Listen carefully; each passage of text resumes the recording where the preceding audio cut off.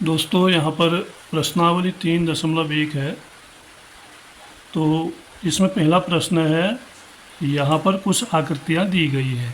ये जो आकृतियाँ दी गई है इनसे संबंधित ये प्रश्न है। तो इन आकृतियों में जो अलग अलग तरह की बनी हुई है, इनमें नीचे इसने इन आकृतियों को वर्गीकृत करने को कहा है। उसके आधार पर हमने बताना है कि इसमें से साधारण वक्र कौन कौन सी आकृतियाँ हैं, साधारण बंद वक्र कौन सी आकृतियाँ हैं, बहुभुज कौन सी आकृति है, उत्तल बहुभुज कौन सी आकृति है, अवतल बहुभुज कौन सी आकृति है। पहले हम इस प्रश्न को देखते हैं। तो इसके लिए मैंने खाका तैयार किया हुआ है नोटबुक में।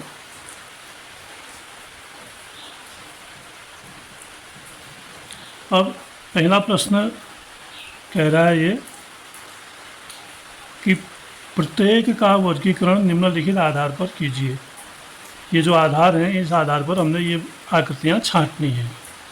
तो साधारण वक्र, इसमें साधारण वक्र कौन सा है, ये हमने इन सभी आकृतियों को एक एक करके गौर से देखना है, पहचानना है और वक्र की परिभाषा के अनुसार उसको हमने छांटना है। तो वक्र की जो परिभाषा है वो ये है कि जो वक्र अपने आप को कहीं पर भी नहीं काटता, ऐसा वक्र जो अपने आप को कहीं पर नहीं काटता, उसको हम वक्र कहते हैं। या ऐसी आकृति, टेढ़ी मेढ़ी आकृति ऐसी जो अपने आप को कहीं पर नहीं काटती।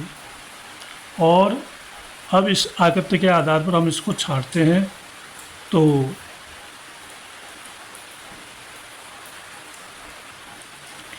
ये जो पहली आकृति है ये भी एक वक्र है और इसकी जो रेखाएं हैं वो अपने आप को कहीं पर नहीं काट रही हैं। तो साधारण वक्र के लिए हम एक इसका चयन करेंगे। जो पहला है एक, और दूसरा भी उसी के तहत आता है, यानी अपने आप को न काटती हो ऐसा हमने वक्र छांटना है। तो ये दूसरी आकृति भी इसी में आती है। और तीसरी आकृति है, ये अपने आप को काटती तो नहीं है, लेकिन इसमें जो है हमें पेन उठाना पड़ रहा है। इसकी एक शर्त ये भी है कि हमने एक की पेन रखने के बाद एक बिंदु से दूसरे बिंदु तक ये आकृति बन जानी चाहिए। तो यहाँ पर ये दो आकृतियाँ हैं जिसको बनाने के लिए हमें अब पेन उठाना पड़ेगा, एक जगह से उठा के दूसरी जगह रखेंगे तब ये बनेगा। और इनमें जो है सीधे सीधे हम इसको बना सकते हैं। तो तीसरी आकृति नहीं है। चौथी आकृति है तो सही, लेकिन ये इसमें नहीं आती है, ये बहुभुज की आकृति है। और ये जो वक्र है ये वक्र भी इसमें आएगा। 5, और ये भी एक ही बार में बन जाएगा और इसकी रेखाएं भी अपने आप को कहीं पर नहीं काट रही हैं। 6, और इसके बाद जो 7वीं आकृति है वो भी ऐसे बन जाएगी, एक ही बार पेन रखने पर बन जाएगी और इसकी भुजाएं भी अपने आप में एक दूसरे को नहीं काट रही हैं। तो ये आकृति भी जो है वह साधारण वक्र के अंतर्गत आएगी। और अगली आकृति बनाने के लिए हमने दो गोले बना के उसको जोड़ना पड़ेगा। ये भी एक ही बार एक सीध में पेन चलाने से नहीं बन सकती है, तो ये इसके अंदर नहीं आएगा। तो ये है साधारण वक्र। 1, 2, 3, 4 और 5 ऐसे हैं, मतलब 1, 2, 5, 6 और 7वीं आकृति जो है साधारण वक्र है। इसके बाद है साधारण बंद वक्र। बंद वक्र का मतलब जो आकृति बंद है, ऐसा वक्र जो पूरा बंद है। तो ये पहला वाला भी बंद है, दूसरा भी बंद है, 1, 2, और ये वक्र है तो ये भी बंद है, 4, ये आकृति भी बंद है, 5, और ये आकृति भी बंद है, 7, 5, 6 और 7 सभी आकृतियाँ जो वक्र हैं वो बंद वक्र हैं यहाँ पर। ये इसके आंसर होंगे। फिर उसके बाद अगला है बहुभुज। बहुभुज जो रेखाखंडों के द्वारा बनी हुई बंद आकृति होती है उसको हम बहुभुज कहते हैं। जैसे ये है, इसमें कई रेखाखंड हैं जिनसे मिलकर यह सीधे रेखाखंड, इनसे ये आकृति बनी है, तो इसकी कई भुजाएं हैं, तो इसको हम बहुभुज कहेंगे। तो पहला और दूसरा भी सीधी रेखाओं से बना है और ये अपने आप को कहीं पर काटता नहीं है और कई भुजाएं इसमें हैं, तो इसको भी हम बहुभुज कहेंगे। और बाकी बहुभुज नहीं है, ये है तो ये आकृति अपने आप को आपस में काटती है, तो इनमें से कोई भी बाकी बहुभुज नहीं है। इसके बाद उत्तल बहुभुज। उत्तल बहुभुज के लिए जो उत्तल बहुभुज है उसकी परिभाषा ये है कि जिसका प्रत्येक अंतःकोण 180 डिग्री से कम हो। कोई भी ऐसा बहुभुज है जिसके जो उसके अंदर कोण बनते हैं वो 180 से कम है, जैसे यही वाला है, तो ये कोण, ये कोण, ये कोण, ये कोण सभी 180 डिग्री से कम है, क्योंकि 180 डिग्री होती है ऐसा जो कोण होता है सरल कोण, ये होता है 180 का। तो सभी कोण जो है यहाँ पर 180 से छोटे हैं, तो ये वाली आकृति जो है वह उत्तल बहुभुज होगी, दूसरी आकृति। बाकी अन्य कोई आकृति नहीं है ऐसी।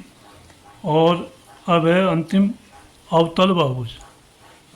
तो अवतल बहुभुज के लिए ये है कि एक कोण उस बहुभुज का अंतः कोण जो है, कोई भी एक कोण 180 से अधिक हो।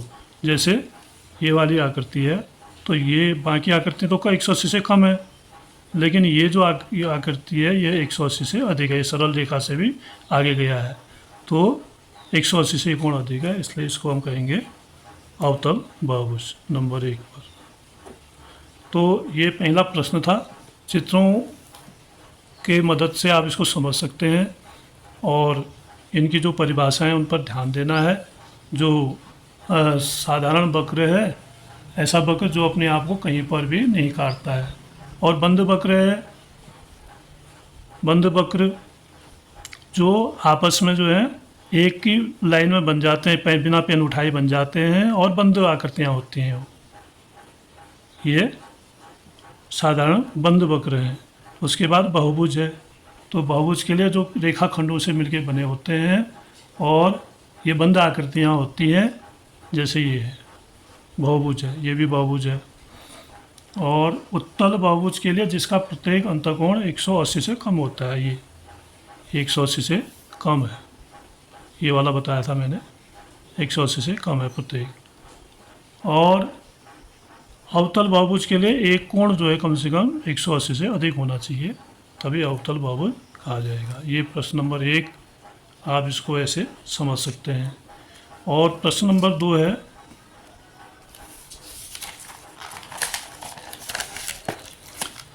समबहुभुज क्या है? समबहुभुज क्या है? एक समबहुभुज का नाम बताइए जिसमें 3 भुजाएं हों, 4 भुजाएं हों और 6 भुजाएं हों। तो समबहुभुज माने जिसकी भुजाएं समान होती हैं और कोण भी समान होते हैं, उसको हम समबहुभुज कहेंगे। अब जैसे त्रिभुज है, एक ऐसा त्रिभुज जिसकी तीनों भुजाएं बराबर हों।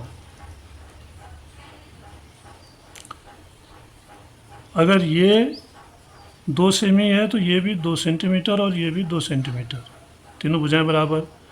और ऐसे ही तीनों कोण बराबर होंगे, ये 60 अंश का है तो ये भी 60 अंश का और ये भी 60 अंश का, तो तब हम इसको 3 भुजाओं वाला बहुभुज कहेंगे, यानी इसको हम कहते हैं समबाहु त्रिभुज। समबाहु त्रिभुज।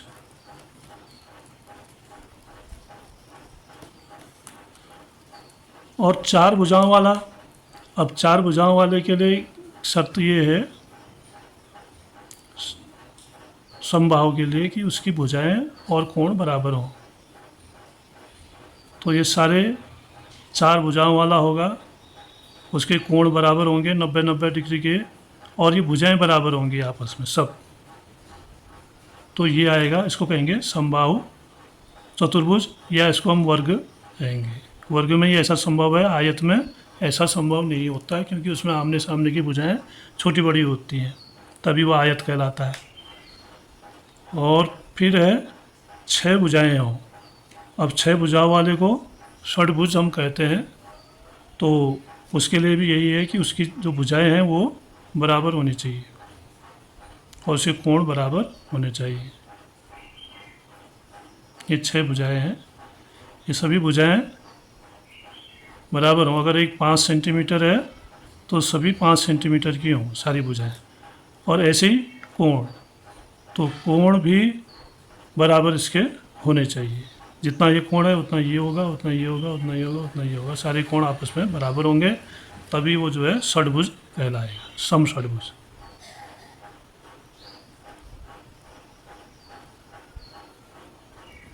तो इस तरह से समबाहु एक बहुभुज क्या है? 3 भुजा वाले बहुभुज को समबाहु त्रिभुज, 4 भुजाओं वाले बहुभुज को वर्ग और 6 भुजाओं वाले बहुभुज को हम कहेंगे सम षट्भुज या षट्भुज। तो इसमें 2 ही प्रश्न थे। ये आपको सरलता से समझाने की कोशिश की गई है, आप इसको समझ सकते हैं।